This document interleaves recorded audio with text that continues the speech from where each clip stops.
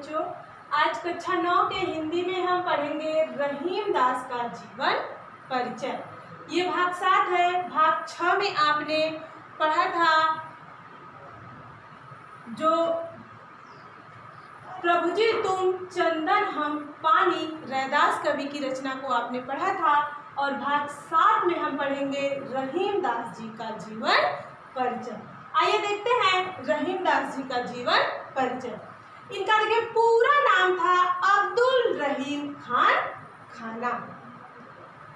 रहीमदास जी का पूरा नाम अब्दुल रहीम खान खाना और इनका जन्म हुआ था सन 1556 ईस्वी में और जन्म स्थान था लाहौर, जो कि पहले भारत में पड़ता था, लेकिन आजकल या आज इस समय यह पाकिस्तान में पड़ता है। इनकी माता का नाम था सुल्ताना बेगम और इनके पिता का नाम था बैरम खां।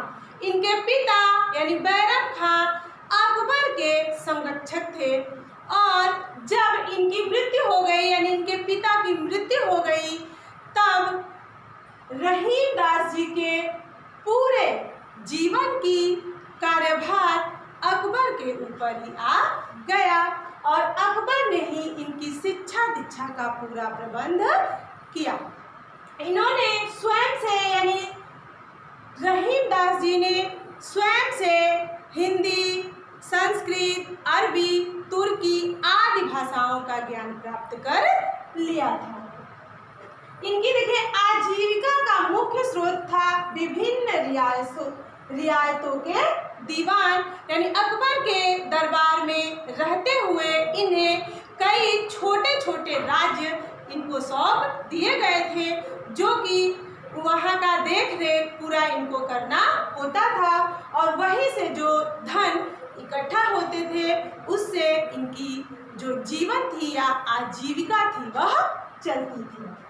देखिए भाषा, इन्होंने काव्य में जिन भाषाओं का प्रयोग किया है उसमें है ब्रज, अवधी और खड़ी बोली तथा आदि भाषाओं का इन्होंने प्रयोग किया है।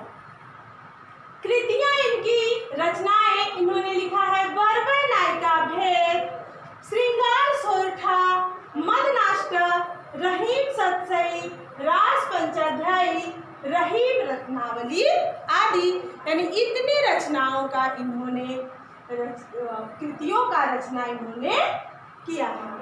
सम्मान यानी अकबर के 9 रत्नों में से यह एक है और अकबर इनकी परोपकारिता और दानशीलता से प्रसन्न होकर इन्हें खान खाना की उपाधि से इन्हें सम्मानित किए थे।